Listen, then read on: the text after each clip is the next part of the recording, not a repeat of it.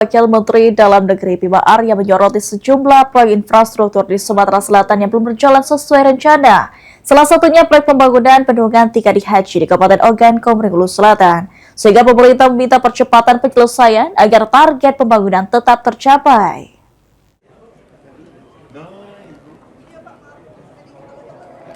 Wakil Menteri Dalam Negeri Bima Arya menyoroti pelaksanaan sejumlah proyek infrastruktur di Provinsi Sumatera Selatan yang dinilai tidak berjalan sesuai dengan rencana awal.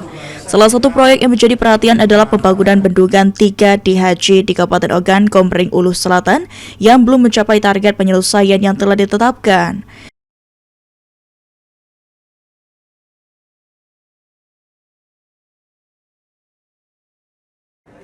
Hal tersebut disampaikan Wamendagri Bima Arya usai menghadiri Musrebang RKPD Sumsel tahun 2027. Dirinya meminta seluruh pihak terkait untuk segera melakukan percepatan pembangunan agar proyek strategis tersebut dapat diselesaikan tepat waktu sesuai perencanaan.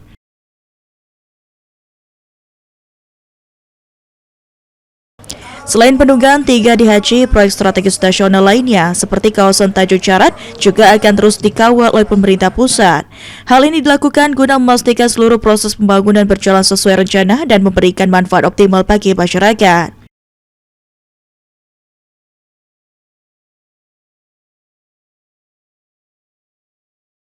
Presiden adalah satu barisan kita untuk membantu. Pak Gubernur memberikan contoh tadi, ada akses ke Linggau yang bisa dipotong dengan cepat, itu contohnya. Dari 11 jam menjadi 5 jam. 11 jam menjadi 5 jam. 5 jam. Kemudian ada pelabuhan Tanjung Carat. Tanjung yang apa namanya sekarang Tanjung Carat ya, yang juga ASN. Ya, yang juga menjadi agenda strategis begitu, dan tentu hal-hal seperti itu kami kawal bersama-sama.